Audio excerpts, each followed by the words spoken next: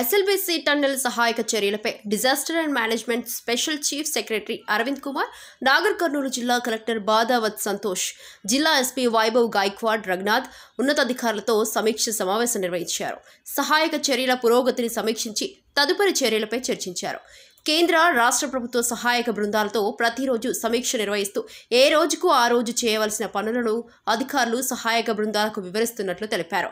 సహాయక బృందాలు SLBC rescue ఆపరేషన్లను 24 గంటలు నిరంతరాయంగా కొనసాగిస్తున్నట్లు వివరించారు.